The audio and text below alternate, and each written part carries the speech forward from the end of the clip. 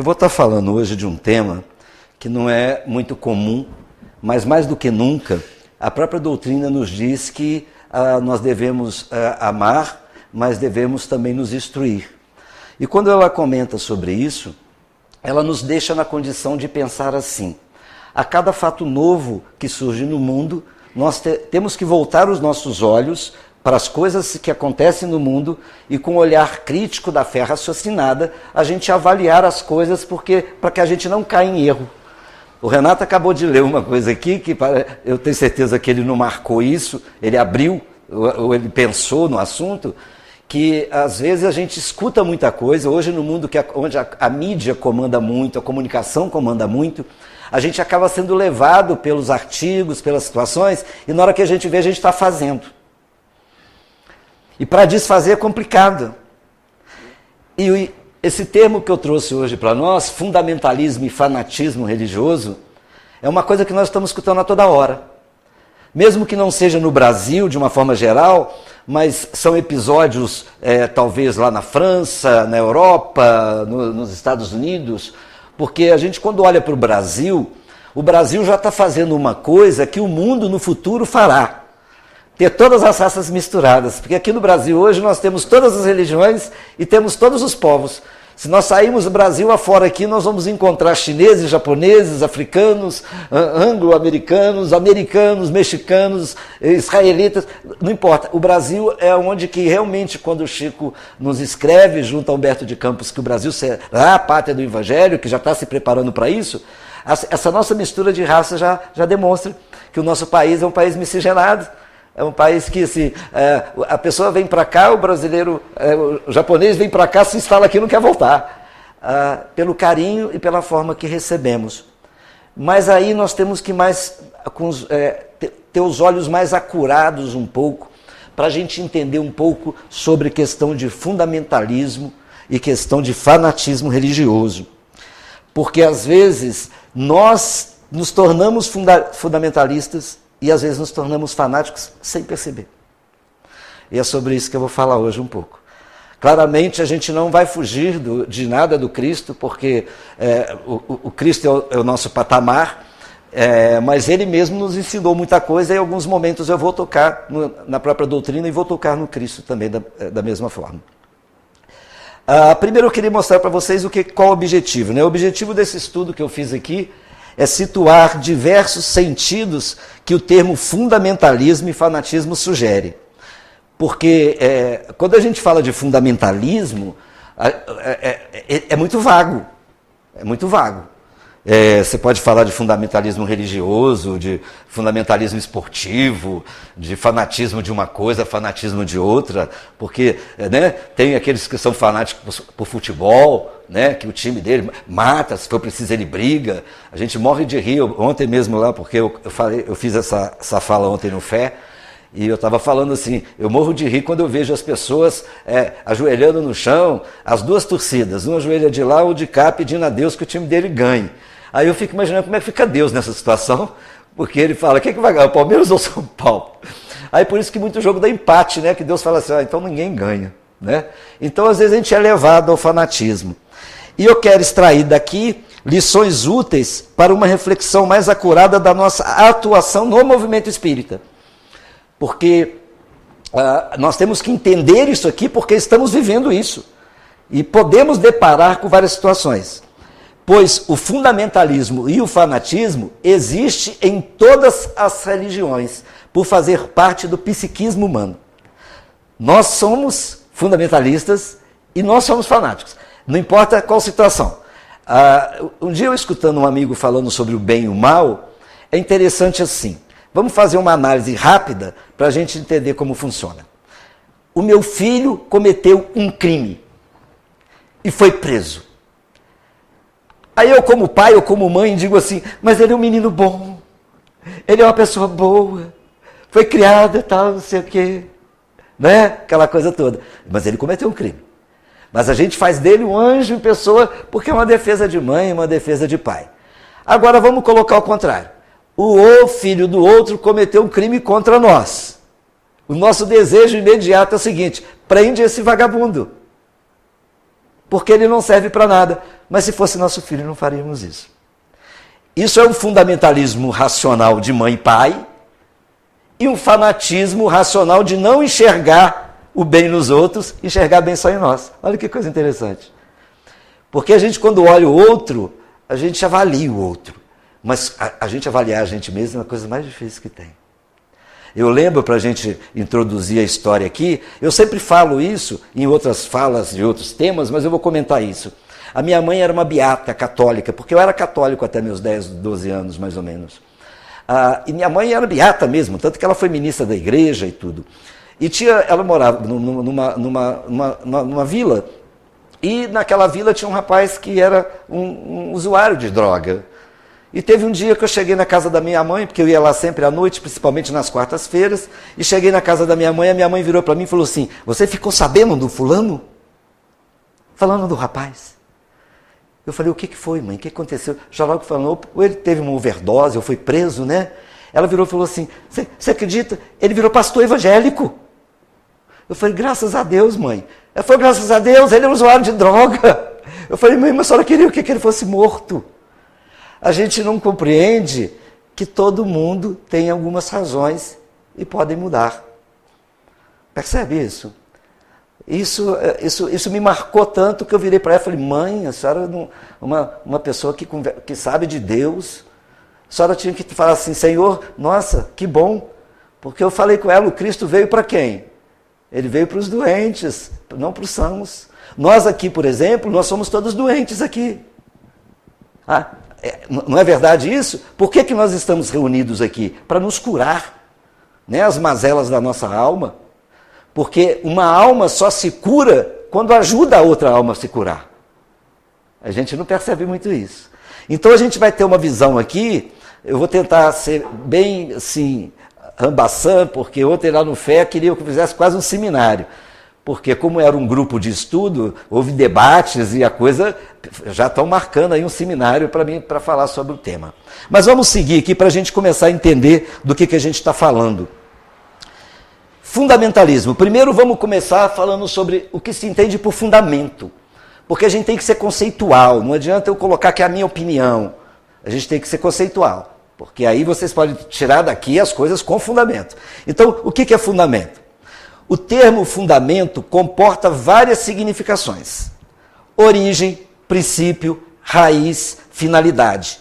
É o princípio em que repousa de fato uma ordem de fenômenos. É o alicerce, a base sobre o qual o edifício físico, moral, intelectual, ele vai se erguer. Então, assim, todos nós na nossa vida, nós temos um fundamento. A gente começa por fundamento.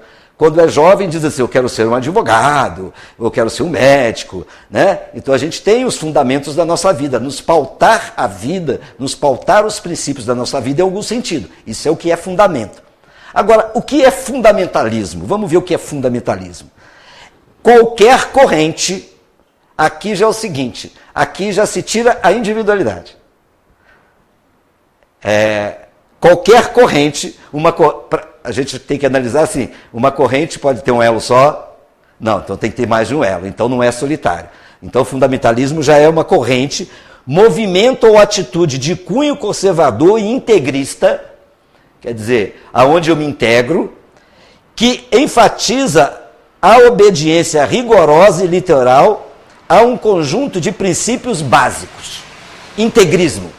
Então, assim, somos espíritas porque os fundamentos espíritas nos formam uma situação que eu passo a fazer parte de um grupo espírita. Aí nós, como espíritas, somos espíritas fundamentalistas, porque nos baseamos no fundamento das lições da doutrina espírita, do Pentateuco que está aqui e do Evangelho do Cristo, que é a nossa base. Então a gente já começa a entender que nós todos somos fundamentalistas.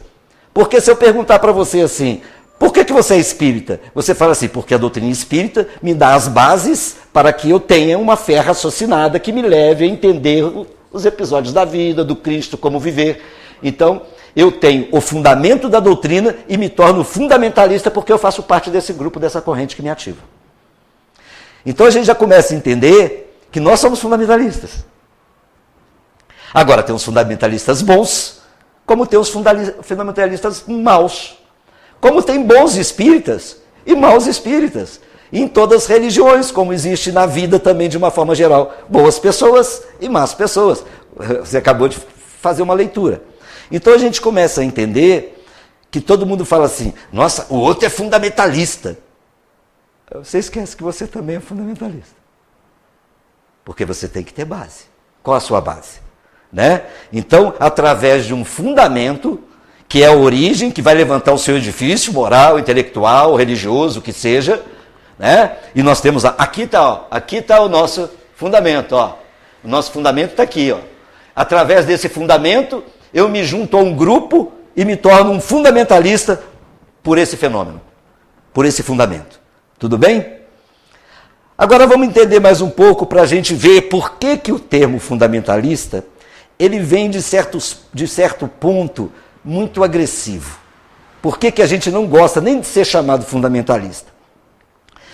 Vamos voltar um pouco lá na vinda do Cristo. Os judeus, próprio Saulo, queria a vinda do Messias, daquele que viria, o príncipe, o rei, que salvasse o mundo. Ele tinha uma fé naquilo. Mas imagine bem, me aparece um homem simples, vestindo uma roupa simples, em cima de um jeguezinho, com um raminho de flor, falando que todo mundo devia amar um ao outro. Ele falou, o que é isso? Eu estava esperando um cara que vinha revolucionar Roma, que ia revolucionar tudo, e vem esse homem com um raminho falando de amor, de perdoar, que dá a sua face, que dá aquilo. E começou a fazer o quê? Perseguir, matar, apedrejar o próprio irmão da noiva, né? Estevão, que a gente tem no Paulo Estevão. Se Saulo hoje tivesse no mundo de hoje, com a mesma visão que ele tinha quando era Saulo, que era um doutor da lei, ele seria um homem-bomba. Olha que coisa. Porque o fundamentalismo judeu, naquele momento, era muito forte. E Jesus veio de encontro às lições que o fundamentalismo judeu da época nos trazia. Depois a própria igreja, durante anos e anos, seguiu com o fundamentalismo, fazendo o quê? Crucificando. Jogando os cristãos para quem? Os seguidores do Cristo? Para os leões, para as feras. Na Idade Média, se você falasse qualquer coisa que fosse de encontro, você era queimado ou decapitado na fogueira. A Guerra Santa, tantas coisas aconteceram por causa do fundamentalismo errôneo, de uma visão errônea e fanática, que nós vamos chegar lá. Então nós vamos falar dos 3 pontos que nos trouxeram uma visão do fundamentalismo, os 3 fundamentalistas monoteístas, né, que creem em Deus. O primeiro é o quê? O fundamentalismo judaico, que esse foi o primeiro que veio lá da época do Cristo. E ele tem por base o Antigo Testamento, porque até aquele momento já os judeus já existiam, já tinha tudo, e o Cristo não tinha vindo ainda com o Novo Testamento. Então a visão deles é toda baseada no Antigo Testamento. O Novo Testamento para eles não tem quase finalidade nenhuma, praticamente nenhuma. Eles acreditam só no Antigo Testamento. E nós, às vezes, temos uma visão errônea também do Antigo Testamento. Porque o Antigo Testamento também é um livro maravilhoso que nos traz visão de Deus de uma forma muito grande, imensa.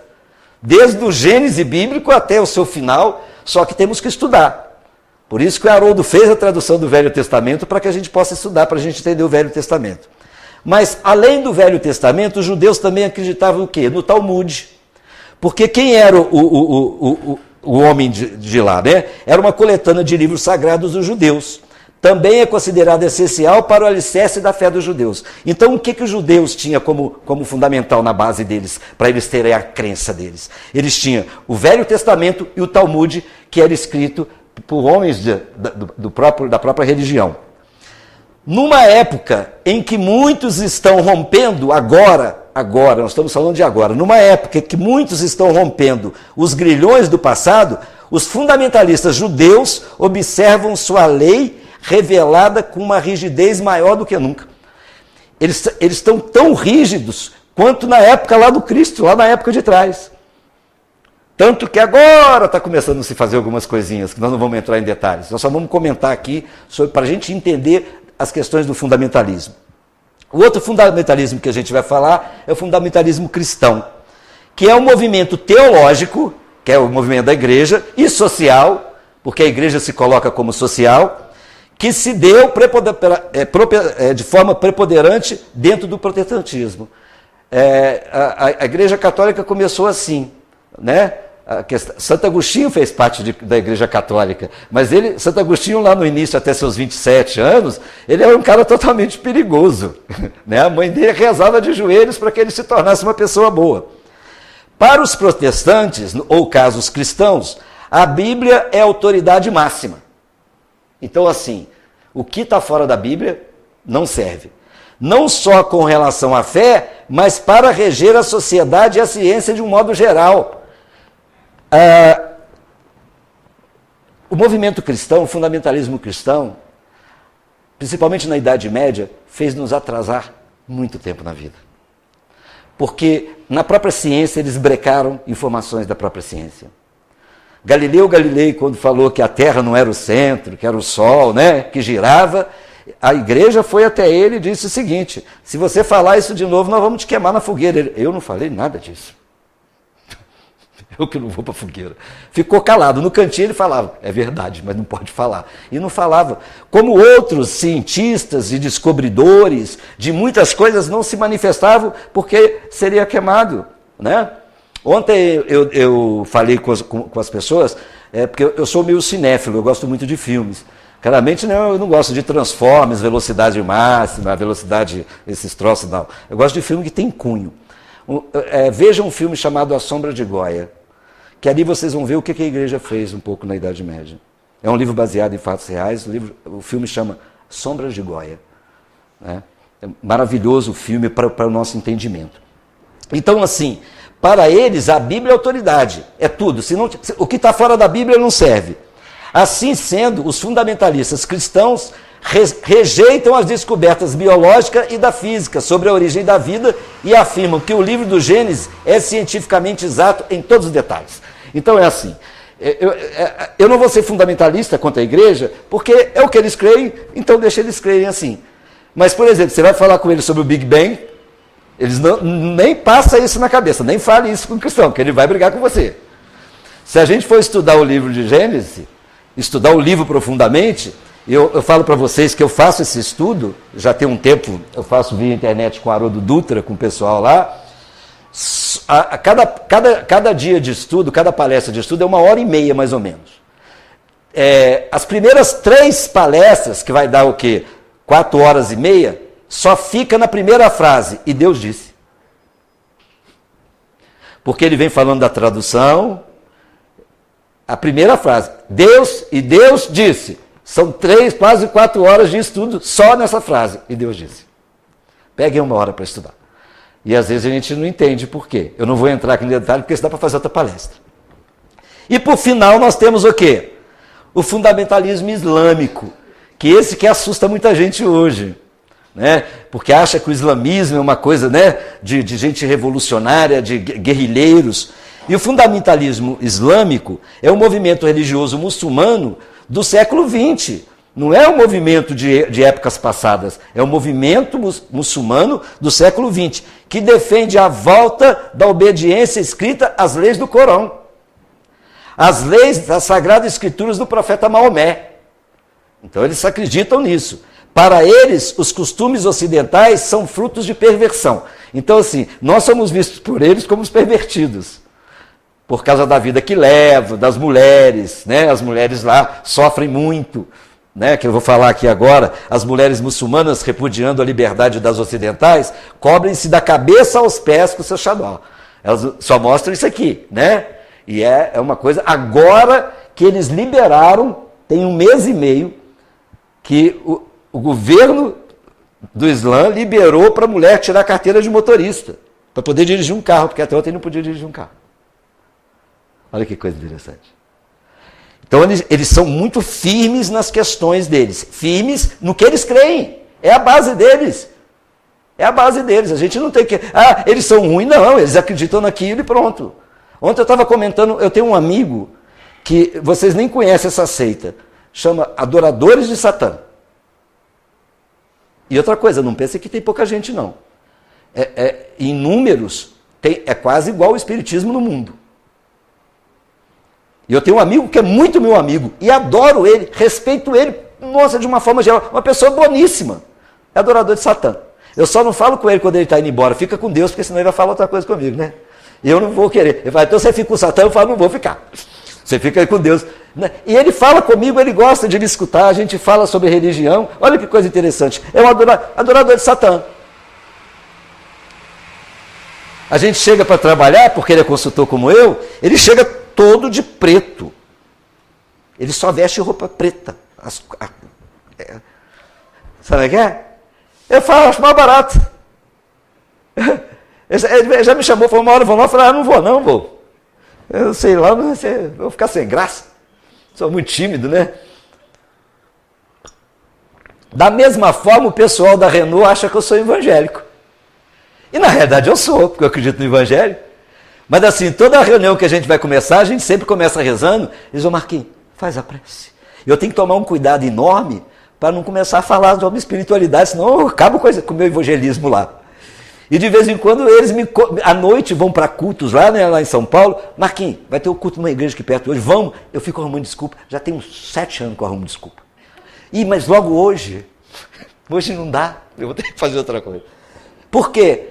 Porque eles percebem em mim que eu respeito o que eles respeitam e veem em mim coisas normais, da mesma forma que eu vejo no meu amigo que cultua Satã, e a gente não discute sobre isso. É a crença dele. Por que eu vou ser fundamentalista com ele, querendo falar com ele que ele está errado, que ele não deve fazer isso? Eu devo mostrar pelo meu exemplo que é bom ser espírita. Não é provar para ele que é bom ser espírita. É pelos meus atos, pela minha forma, pela minha conduta que eu tenho que provar para ele. Observação. O fundamentalismo ocorre também entre os budistas, porque a gente fala assim, não tem fundamentalismo no budismo? Tem muito fundamentalismo. Nos hinduístas e até nos confucionistas, que rejeitam muitas conquistas da cultura liberal. Então a gente tem fundamentalismo para tudo quanto é lado. Já que eu falei de filme e de cinéfilo, tem um filme que eu gostaria que vocês vissem. Peguem lá, põe a pipoca no micro-ondas, tranquilo. O filme chama Silêncio. O filme é com Liam Neeson, para vocês terem uma ideia, um grande artista. E ele mais um grupo, eles são padres jesuítas que vão para o Japão e para a China para poder pregar o Evangelho do Cristo. E começou a fazer a pregação com todo mundo que seguia esses jesuítas eram ou mortos ou colocados de cabeça para baixo, pendurados dentro de buracos, e o sofrimento intenso. Olha que sectarismo, coisa enraigada. Vê o filme chamado Silêncio, que aí vocês vão ver. Dentro de um budismo que a gente acha que é todo mundo zen, né? Porque a gente vê o Buda. Mas eles faziam e pau nos jesuítas. Então tem isso também, a gente tem que prestar atenção nisso. O que a mídia fez? Terrorismo não é fundamentalismo. Porque quando a gente fala em fundamentalismo, a gente pensa assim, teve um ato terrorista, é um fundamentalista. Mas aí você tem que perguntar, fundamentalista da onde? De quê? Um fundamentalista espírita? Um budista? Não, a gente já logo pensa que é um fundamentalista. O que é? Um islâmico ou um muçulmano? Não é assim de cara? Nos Estados Unidos, as pessoas, entra um cara com um jeito de muçulmano no aeroporto, parece 20 policiais de uma vez e olha o passaporte do cara de tudo quanto é jeito para não entrar. Então, é inadequado usar o termo fundamentalismo para o ataque terrorista. Mas a mídia faz isso e nós colocamos isso na nossa cabeça. Ataque terrorista, quem promove é o terrorista, não é o fundamentalista. Quando dizemos que o ataque às Torres Gêmeas dos Estados Unidos, ou os ataques na Europa, na França e tudo de uma forma geral, foi feito pelo fundamentalismo islâmico, estamos cometendo uma injustiça, pois o fundamentalismo islâmico não apregoa essas atrocidades. Se vocês leem sobre a questão do fundamentalismo islâmico, vocês vão ver que a base não é muito diferente da nossa. A visão pode ser, a forma pode ser, mas a base está dentro da questão do bem. Não existe religião no mundo, não existe, eu não conheço uma religião do mundo que fala assim, vamos matar, vamos quebrar, vamos destruir. Isso são grupos fanáticos, mas religiões fundamentadas, eu não conheço nenhuma. Você conhece alguma que diz? Hoje nós pegamos, por exemplo, o Papa Francisco, que está fazendo um trabalho pelo Cristo, para a espiritualidade, que ele está fazendo o quê? Reunindo todo mundo, lidando com todo mundo para fazer o quê? A hegemonia do mundo futuro que nós estamos esperando.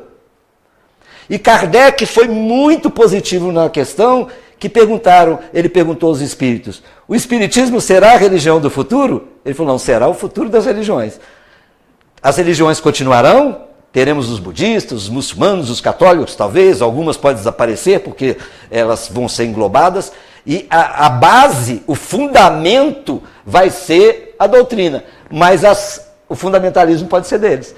Eles vão passar a acreditar na reencarnação, vão passar a acreditar na causa e efeito, mas não é a doutrina espírita, porque a gente pensa que a doutrina espírita vai ser a religião do futuro. Engana-se, porque Jesus Cristo não era espírita, e não tinha doutrina espírita na época de Jesus Cristo.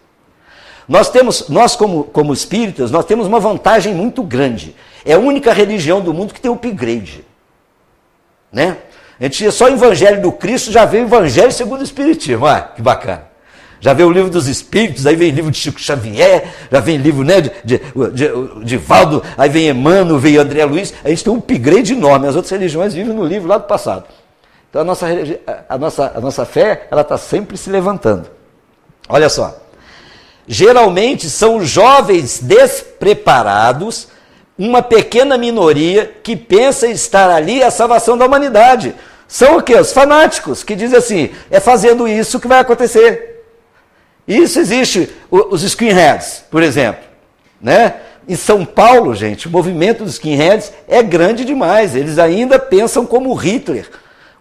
Andam carecas, vestem como soldados alemães e o homossexualismo eles matam, batem, agridem, e isso está no mundo inteiro. E o movimento é grandiosíssimo, mas não é um movimento religioso. É o que é? É um movimento de fanáticos que usa alguma coisa e acabam usando a religião. Então, essas pessoas despreparadas, elas pensam que matar algumas coisas, acabar com algumas coisas, destruir algumas coisas, vai salvar a humanidade. Isso é uma coisa que a gente, né, não tem nada a ver com religião nenhuma. Então a gente já sabe, quando falar assim, houve um ataque terrorista, a gente não tem que levar para ninguém, para religião nenhuma. A gente tem que pensar o seguinte, alguém com um pensamento fanático cometeu uma atrocidade. A gente imagina uma coisa que o Cristo fez isso no caso da mulher adúltera. Porque o Cristo engloba tudo, né? O Cristo engloba qualquer coisa que a gente falar no mundo, qualquer coisa da psicologia, da filosofia, qualquer coisa que a gente falar do mundo, o Cristo entra. Para mim ele foi o maior terapeuta do mundo, que é a minha área, a área da psicologia, a área da terapia, da psicanálise, ele para mim foi o máximo nesse sentido. Quando aconteceu o caso da mulher adúltera, porque nós como seres humanos, hoje eu estava conversando com a querida aqui sobre isso, eu estava falando com ela o seguinte, vê se nós não somos assim. Se eu for ali para fora, ali para a rua, e começar a olhar para cima assim, ó, para o céu. Quantas pessoas daí a pouco vão estar do meu lado? Quantas pessoas? O outro vai parar, se não parar, faz assim. Não é assim? Não é verdade? Aí, de repente, tem um bolinho de gente lá, né? E outra coisa, não sabe por quê, né? Aí, até que alguém cria coragem, fala, o que você está olhando aí? Fala, não, eu estava vendo só esse tempo, amanhã vai ficar bom, vai melhorar. Eu fiz uma coisa uma vez no treinamento, que eu estava contando hoje, que eu chamava o pessoal, horário do café, eu falava, gente, sala, vamos trabalhar. E o pessoal lá, nós já estamos indo, tal, não sei o quê. Eu fiz uma vez com as pessoas assim, ó. A porta, eles me vendo da porta, eu fiquei assim. Aí veio um. Chegou e falou, o que foi, Marquinhos? encostou o ouvido e ficou ali. Daqui a pouco tinha uns 4 com o ouvido lá. O outro chegou e falou, o que vocês estão ouvindo aí? Ele falou, não sei, o Marquinhos está ouvindo ali. Aí eu perguntei, o Marquinhos que está ouvindo? Eu falei, até agora não consegui escutar nada. Não tem nada. Não tem nada. Passou uma pegadinha no canal de TV, que um grupo, lá no shopping americano, eles colocaram aquele separa-fila, né? Aquele que faz aquele corredor, e colocaram assim, entre na fila. E colocou um artista lá na frente, como se fosse atrás na fila, e colocou no primeiro. Daí a pouco devia ter quase umas 50 pessoas atrás, na fila. Aí a equipe da produção foi lá e desmontou, tirou a placa do entre na fila, tirou, separa a fila, levou tudo embora, o artista pegou e foi embora. Aí os caras falaram assim, o que eu fazia aqui? Aí eles pegaram o microfone e começaram, você entrou na fila por quê? Eu falei, não sei, mas estava falando para quem entrar na fila, devia ser alguma coisa boa, né? E nós às vezes somos assim. A gente fala assim, meu avô falou que isso, aí você pega aquela crença, aquela coisa enraigada e leva, e faz. E a gente não percebe. A gente encontra com pessoas e a gente fala com ela, por que você faz isso? Todo mundo faz. Mas você precisa fazer? Mas, né? É igual depois que inventaram a chapinha, né? Acabou o problema de cabelo, né? Enrolado. Porque assim, todo mundo quer alisar o cabelo. Agora, se aparecer uma artista da Globo com o cabelo todo encaracolado, outro dia todo mundo encaracola o cabelo de novo. Não é assim que funciona? Roupa, moda, não é? É assim. Então nós somos ainda meio fundamentalistas e fanáticos. Mas eu estava falando sobre Jesus com a mulher adúltera. Todo mundo tem a impressão, quando lê o Evangelho por alto, sem estudar profundamente, achando que o objetivo de Jesus naquele momento era salvar a mulher adúltera. E não era isso. Porque ele podia simplesmente passar a mão na mulher e sair embora. Pronto, acabava o problema. Mas ele queria mexer com a multidão que ia apedrejar. O despertar da consciência da multidão. Porque tinha muitos ali que não sabia nem por que estava com a pedra na mão e não conhecia nem o caso que estava acontecendo. Mas por seguir a multidão, eles pegaram a pedra. E Jesus, com apenas um movimento de fala, fez com que todos repensassem novamente o modelo. Quando a gente começa a estudar o Evangelho profundamente, e quando fala assim, Jesus falava à multidão, estava dizendo que aqueles ainda não estavam com ele. Olha que coisa. Ou estavam à beira da estrada. É que ainda não estavam no caminho. E a gente não percebe isso, né? E as coisas vão acontecendo dessa forma. Mas vamos continuar aqui para a gente não perder o nosso caminho. A mídia distorceu o significado original do fundamentalismo. Interpreta-o como um movimento ideológico político, supostamente conservador, que recorre à religião para fundamentar o seu militarismo ou uma atuação política. A maioria é um militarismo e uma atuação política. O objetivo é guerra. O objetivo é o espírito ainda que vive essa situação. Que vive essa situação. Aí usa-se da religião para dizer que fez em nome. Mas não é em nome da religião que faz. Faz porque toma essa decisão de fazer. Porque se fosse assim, todo islâmico, todo muçulmano, seria terrorista. E nem todos são. Né? Geralmente evoca a atuação política de grupos radicais islâmicos e as organizações chamadas igrejas eletrônicas que cada dia crescem mais. Eu não fico mexendo em computador para isso, mas se vocês verem como funciona, principalmente aqui no Brasil nem tanto, mas nos Estados Unidos e na Europa, as igrejas eletrônicas que não têm templos fixos como aqui, de religiões que ninguém sabe nem como é, né? Aqueles que previam que o mundo ia acabar em 2012, né? O mundo já teve para acabar tanta vez, não acabou ainda, né? Já teve gente que já foi embora e o mundo não acabou.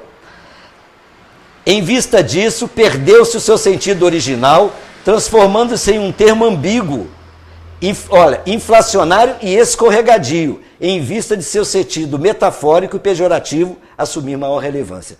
Então, por que é importante a gente falar isso aqui? Porque nós não podemos cometer o erro com as pessoas, porque o nosso objetivo como espírita não é mediunidade só, nem passe. O nosso objetivo com a doutrina espírita é iluminar consciências. Então, se eu encontrar com um irmão que não é da minha religião, a primeira coisa que eu tenho que fazer é entender ele e aceitá-lo do jeito que ele é. Porque tem muito espírita que diz assim, eu não vou mexer com o evangélico. Nossa Senhora, evangélico é uma praga, que eu não acredito, não é assim? Ou por exemplo, eu tenho um cunhado que é testemunho de Jeová. No começo, quando eu era mais fanático, né, no início da minha vida, ele chegou e começava com aquele negócio. Você tem que mudar para a nossa religião. Eu falei, por quê? Não, porque nós vamos ser salvos. Eu falei, mas eu não vou ser salvo? Eu não. É só quem está na nossa religião, testemunho de Jeová.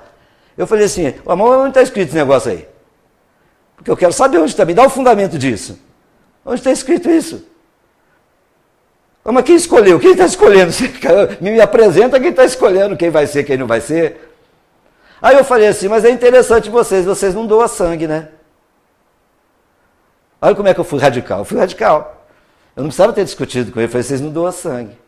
Então, quer dizer, se um filho seu estiver morrendo e depender do sangue de vocês não dão, e ele morre. Não sei se o seu Deus é muito justo. Não sei se a sua fé é tão salvacionista assim. Aí depois, o tempo passou, hoje ele chega, conversa comigo, fala que tá bom, o evangelho é o mesmo, Jesus está aí, Deus está bom, está tudo jóia, fica você em paz e eu também. Porque não adianta a gente querer mudar os outros, né? A gente pensa nisso. Agora vamos entrar um pouco aqui no fanatismo, porque a gente falou de fundamentalismo. Vamos entrar aqui rapidamente no fanatismo. Fanatismo é do francês, fanatismo, né? É o estado psicológico, olha só, de fervor excessivo, irracional e persistente por qualquer coisa ou tema, historicamente associado à motivação da natureza religiosa, política ou social. Então, existem fanáticos políticos, fanáticos sociais, fanáticos religiosos, existe fanático por tudo quanto é lado. Então, eu conheço pessoas que são fanáticas por certas coisas que a gente não deve nem falar. De um modo geral, o fanático tem uma visão de mundo maniqueísta. O que é a visão maniqueísta? É o seguinte, aquilo que não é o que eu acredito, não serve. Então assim, tudo que é certo é o que eu penso. Se você pensa diferente de mim, você está errado. Então, ele cultiva a dicotomia bem e mal, onde o mal reside naquilo e naqueles que contrariam o seu modo de pensar. Quer dizer, tudo que não é o que é bom para mim, é ruim. Então você tem que ser igual a ele. Levando a adotar condutas irracionais, agressivas, que podem inclusive chegar a extremos perigosos, como o recurso à violência para impor seu ponto de vista. Tem gente que briga, que mata, que... Aquela velha história que a gente escutava dos antigos. Eu dou um boi para não entrar numa briga, mas dou uma boiada para não sair. Isso é fanatismo. Né? Eu vou dar boi para os outros para entrar em briga? Eu faço um churrasco, né? E convido o cara a virar amigo dele. Muito mais fácil. Vamos seguir aqui. Eu tirei essa charge aqui que eu achei ela muito interessante. Olha só. O fanático fala assim, você é livre para se expressar, desde que eu concorde. Você pode expressar o que eu quiser, que você quiser, mas eu tenho que concordar. Se você não concordar, e não se esqueça, Jesus te ama, tá? Quer dizer, você tem que concordar comigo, Jesus te ama, você tem que concordar. O fanatismo é para a religião o que a hipocrisia é para a virtude. O fanatismo é a única forma de força, de vontade acessível aos fracos. O que não é bom para mim, não serve. É só um fraco que pensa assim. Ainda mais no mundo hoje, com tantas diversidades hoje, como é que você pode dizer que é você que está certo em alguma coisa? Não tem como, não tem como.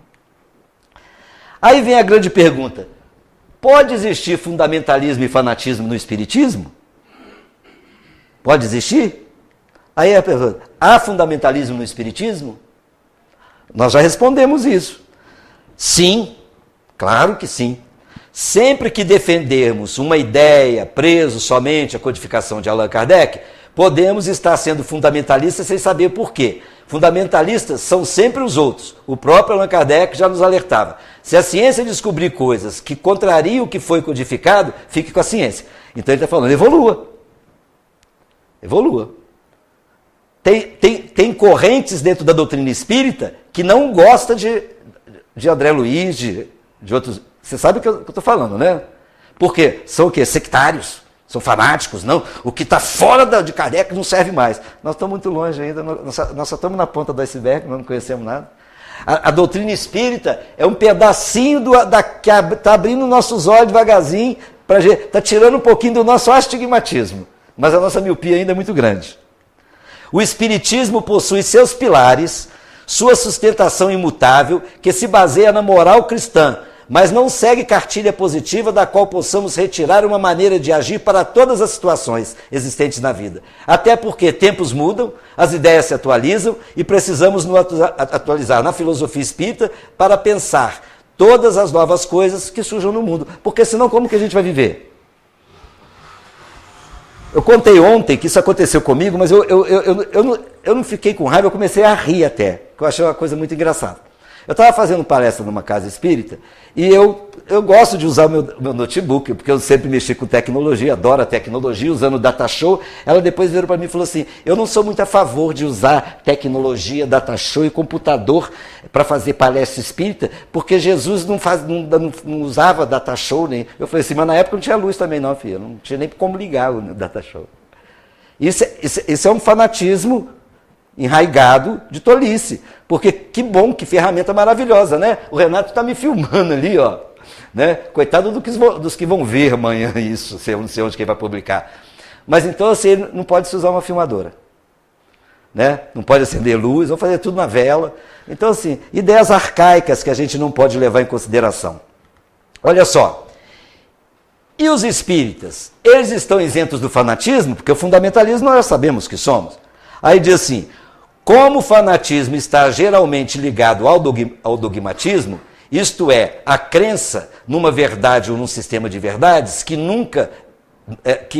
uma vez aceita, não deve mais ser posta em discussão e rejeitam a discussão com os outros, é possível que o espírito esteja sendo fanático sem perceber. É aquela coisa assim, que você quer colocar na cabeça do outro sobre reencarnação. E o outro fala, que reencarnação, rapaz? Isso não existe. Não é? E você fala assim, você é muito ignorante. Isso é fanatismo, se a gente fazer isso. A gente, quando começa na doutrina, a gente fica com a sede enorme, né? A gente quer transformar todo mundo em espírita. Depois a gente começa a perceber que não é bem assim. A gente tem que começar a entender que como a gente tem uma dificuldade muito grande, porque nós falamos aqui como espíritas que acreditamos em muita coisa, mas muita coisa que nós falamos só de boca para fora. Porque lá por dentro tem um monte de coisa se remoendo. Porque eu nunca vi, se espírita acreditasse mesmo em reencarnação, nenhum espírita teria medo da morte. E a maioria que eu vejo tem. Fala que vai morrer amanhã, Deus nos acuda. Deus nos acuda, não é verdade, Renato? Se eu falar que amanhã eu estou vendo aqui, que o Espírito já me falou aqui no meu ouvido que 3 de vocês aqui vão amanhã desencarnar. Quer que eu fale quem é? Ninguém, né? Ninguém quer. Então a gente tem que ver. Urge tomarmos consciência de nossas ações, quanto não são às vezes que queremos impor as nossas ideias ao grupo que frequentamos. Às vezes dentro do próprio grupo. A gente quer modificar as ideias. E não quer aceitar as ideias da mudança. Lembremos-nos do provérbio que diz, todo excesso é prejudicial. Procuremos sempre o meio termo, como aconselhava o filósofo Aristóteles, que colocava a virtude no meio, ou seja, entre o excesso para mais e o excesso para menos. Não a colocava como uma ideia média, mas como um ponto de vista de equilíbrio dos excessos. Tudo que tem excesso é ruim. Passou de um ponto, é ruim. Vamos lá. Um fanático, ó, isso aqui, gente, quem escreveu isso aqui foi Herculano Pires, no Anuário Espírita de 1964. No dia que eu li isso, quando eu estava montando aqui, eu me senti até mal, porque ele diz assim, um fanático espírita pode ser pior do que um fanático de outras religiões? Foi a pergunta que fizeram para ele. Olha o que ele respondeu. Do ponto de vista espírita, um fanático espírita é uma aberração. Eu falei, gente, eu ainda não sei se eu sou uma aberração, eu já fui, eu ainda não sei. Porque o espiritismo é uma doutrina racional que não comporta fanatismo. Já vimos que a fé no espiritismo está sujeita ao exame crítico, onde se fala de crítica no sentido exato do termo, que é o exame aprofundado e o severo das coisas. Não há lugar para manifestações de fanatismo. Kardec já dizia, porém, que o entusiasmo excessivo é mais prejudicial à doutrina que as campanhas dos adversários. Se entendemos por fanatismo o exagero, o entusiasmo de certas pessoas, não há dúvida que isso é mais prejudicial à doutrina do que os fanáticos que combatem a própria doutrina. Então a gente corre um risco enorme de, internamente, a gente ter mais prejuízo do que com quem está do lado de fora. E a gente tem que prestar atenção nisso. Do ponto de vista religioso, a fé consiste na crença em dogmas especiais que constituem as diferenças de religiões. Todas elas têm seu artigo de fé. Nossos argumentos espíritas devem estar alicerçados nos fundamentos básicos da codificação. Aí a gente volta lá atrás. Os fundamentos, né? Aí somos fundamentalistas pelos nossos fundamentos, e toda vez que formos discutir sobre a nossa religião por qualquer sentido, tomemos base de quê? Dos fundamentos. Não crie ilusões. Porque não tem ilusões na doutrina espírita. Não tem. Não existe isso. Nesse sentido, todos somos fundamentalistas, porque sem essa crença e sem essa obediência doutrinária aos princípios pelos quais o Espiritismo foi codificado, estaremos nos movendo em terreno pantanoso. Sem a devida estrutura, sem a devida base, sem o devido alicerce, para nos fazermos entender, a unidade de princípio acaba se deteriorando e acabamos nos confundindo com qualquer tipo de espiritualismo. Gente, Kardec foi muito claro. Espírita, amai-vos, mas instruí-vos. Porque para você falar de reencarnação, você tem que ter base. Para você falar de mediunidade, você tem que ter base. Para você falar de passe magnético, você tem que ter base. Para você falar de pluralidade de mundos existentes, você tem que ter base. Para você falar de lei de causa e efeito, você tem que ter base. Se eu não tenho fundamento daquilo que eu creio, como que eu posso crer? Se eu estou longe do fundamento. Então o fundamento é a base. Sobre o aspecto da fé, a gente já sabe. A fé pode ser a fé cega, né? É aquela que nada examina, aceita tudo sem verificação. É mais ou menos aquilo que nós falamos. Encosta aqui, todo mundo encosta, e vai, e segue um ao outro, todo mundo vai, veste branco, né, põe um capuz na cabeça, uma cruz acesa de fogueira e começa a queimar os negros. Né, aquilo é movimento, aquilo não é movimento religioso, não. Então é aquela que nada examina, aceita tudo sem verificação, tanto o verdadeiro quanto o falso, e choca-se a cada passo com a evidência e a razão. Levado ao excesso, produz o fanatismo, olha só, por estar apoiada no erro, cedo ou tarde desmorona. Cada religião pretende ter posse exclusiva da verdade. Impor a alguém a fé cega sobre o ponto de crença é confessar-se impotente para demonstrar que está com a razão. Eu vou passar daqui a pouco uma pesquisa da Europa para vocês vão entender. E nós aqui, e algumas religiões, usam a fé raciocinada. É a fé que se baseia na verdade, garante o futuro, né? Na verdade que garante o futuro, porque nada tem a temer com o progresso do conhecimento, uma vez que é verdadeiro na sombra, também é verdadeiro na luz do dia. Esta fé que se apoia nos fatos e na lógica é clara, não deixa atrás de si nenhuma dúvida. A pessoa crê porque tem certeza, pois compreendeu. Fé inabalável é somente a que pode encarar a razão face a face em todas as épocas da humanidade. Então, daqui a mais 2000 anos, o nosso raciocínio lógico, a nossa fé pode estar alicerçada nela ainda. Olha só, uma pesquisa europeia mostrou que a religião que mais cresce no mundo é a religião do sem religião, porque deixaram de ter religião. Vamos entender por quê. A conclusão dessa pesquisa veio demonstrar que a maioria das religiões não vendem consolação, e sim solução. Então, assim, tem as religiões que fazem adesão, que é solução, que é adoração, rito e promessa. E as religiões que fazem conversão, consolação, que são as mudanças íntimas. Nós estamos aqui aonde? Nós estamos nessa religião aqui ou nós estamos nessa daqui? Nós estamos nessa daqui, né? Por que a maioria das pessoas deixam essa religião aqui? Porque chega um ponto que as promessas não se cumprem. Os problemas não se resolvem. Passa a ser só rito. E ele começa a perceber que aquilo não funciona, tal. Agora, por que muita gente deixa aqui também? Porque, mudança íntima. Ela diz assim, né, nós não temos que mudar nada em você, é você que tem que mudar as coisas. Sabe por que isso acontece? Porque o ser humano adora fantasia e facilidade. Muita gente, eu já levei muita gente para falar. O cara fala assim, pô Marquinhos, me leva lá no centro para assistir uma palestra? Tá, é 7h30, tal dia, a pessoa vai, depois fala, nunca mais eu volto lá.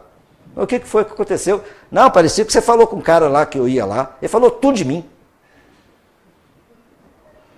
É igual a gente fala que, nunca vi o espírita falar que abre o evangelho por acaso. O acaso não existe. Ele fala, não, mas é o seguinte, toda lição que eu abro no evangelho cai certinho lá para casa. Se você abrir 200 vezes no evangelho, vai cair, porque tudo serve para nós. Então a gente tem que começar a pensar nisso. E a gente entra num fato que é o grande complicador um pouco da nossa doutrina, que é a mediunidade. E aqui diz, fiquemos atentos para não deixar que o fundamentalismo se impregne na doutrina através dos falsos profetas. Não podemos abrir mão dos aspectos filosóficos e científicos da doutrina, pois sem eles a aprisionaremos num círculo bem restrito de pessoas e a impediremos de alcançar os corações que procuram sequiosos das consolações que somente sua fé raciocinada pode oferecer.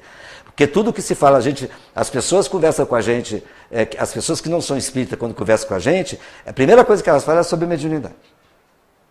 E a mediunidade não é a base da nossa doutrina. A base da nossa doutrina é o Evangelho do Cristo. E todo mundo fica assim, leva meu nome lá, põe meu nome lá. Você vai na reunião, sua reunião mediúnica é hoje, né Marquinhos? Põe meu nome lá. E depois te manda o WhatsApp de novo, de noite, depois que você chega ainda. Alguém falou alguma coisa lá, algum espírito? Falou alguma coisa? Né? Olha só, a mediunidade não é exclusiva dos chamados médiuns. Todas as criaturas a possuem, porquanto significa percepção espiritual que deve ser incentivada em nós mesmos. Não bastará, entretanto, perceber. É imprescindível santificar essa faculdade, convertendo-a no ministério ativo do bem. O surgimento da faculdade mediúnica não depende de lugar, idade, condição social ou sexo. Pode surgir na infância, adolescência, na juventude, na idade madura ou na velhice. Pode revelar-se no centro espírita, em casa, em templos de qualquer denominação religiosa. Mediunidade não é da doutrina. Porque antes de Cristo a mediunidade já existia. E já se falava até da reencarnação, que é a palavra paligenesia, ou paligenésia, já significava reencarnação. E as pitonisas, os médios da época já existiam e não tinha doutrina espírita. E tem médios trabalhadores dentro das igrejas evangélicas, ateus que são médios. Então, assim, não é exclusividade. Agora, a gente tem que tomar cuidado por isso aqui, ó. Porque o trabalho nosso, sendo médio ou não, é esse aqui, ó. Há médios preocupados em ouvir o gemido dos espíritos desencarnados e não ouvem o gemido dos encarnados. Temos outros ansiosos por ver espíritos sem notarem os que sofrem à sua volta. Vários desejosos de materializar entidades sem a preocupação de espiritualizar-se. Então, para o médium será importante que ele se ajuste à dinâmica da doutrina espírita no trabalho da caridade, no esforço da renovação dele e daqueles que o cercam. Esse é o trabalho nosso. Né? A doutrina espírita é o consolador prometido. Seu objetivo é iluminar as consciências. Esse é o trabalho da doutrina espírita. Agora, para a gente já ir caminhando para o final, nós começamos a falar de fundamentalismo, e a gente confundia dizendo, foi os hinduístas, porque os confundiam. Agora nós vamos entender o seguinte, os valores éticos comuns a todas as religiões. Então nós vamos pegar aqui, por exemplo, o budismo. Qual o primeiro valor? Igual nós temos. No cristianismo, perguntaram a Cristo, qual o maior mandamento? Qual o maior fundamento do Evangelho do Cristo? Amar a Deus sobre todas as coisas e o próximo como a ti mesmo. Esse é o primeiro fundamento. E é o maior fundamento. Os outros vêm dentro da questão fundamental. Mas vamos ver esse aqui, ó. Olha só. Budismo. Não magoe os outros com aquilo que magoa vocês. Não faça o outro aquilo que não é bom para você. É o princípio do budismo. Está vendo isso? Olha o princípio do taoísmo aqui, de Lao Tse. Quem é bom não discute. Quem discute não é bom. Então não temos discussão. Então não tem briga, não tem guerra. Aqui está o nosso fundamento. Amar a Deus sobre todas as coisas e o próximo como a ti mesmo. Jesus, o cristianismo. Aí a gente pega lá, ó, Confúcio, confucionismo. aquilo que não desejas para ti, não faça aos outros. Olha aqui, ó, hinduísmo, tá lá, ó, não faça nada aos outros que se fosse feito a vocês e vos causasse mágoa.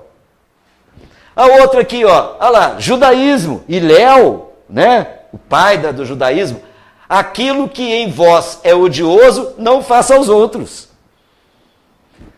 E aqui, por fim, o islamismo de Maomé, que eu deixei para vocês, que é muita crítica aí, ele diz assim, nenhum de vós é um crente até querer para o seu vizinho aquilo que quer para si. Aí eu pergunto, onde está aqui terrorismo em religião? Todas elas têm o mesmo fundamento, cada um de uma forma de ver, mas tem o mesmo fundamento de quê? Desejar ao outro aquilo que você quer para você. Percebem isso? Isso que é o grande ponto. E a doutrina espírita tem um fundamento. Qual o fundamento maior da doutrina espírita, gente? Fundamento da doutrina espírita. Fora da caridade, não há salvação. Né? É o fundamento da doutrina espírita. Fora da caridade, não há salvação. E a gente encerra dizendo o seguinte, o maior fundamento do mundo é o amor. Porque o Cristo disse assim, conhecerei meus discípulos por muito se amarem. E é isso que nós temos que fazer. A unidade do mundo faz parte da compreensão humanitária, porque vivemos uma humanidade só e todos filhos de Deus da mesma maneira. Deus não olha a religião, Deus olha o teu coração.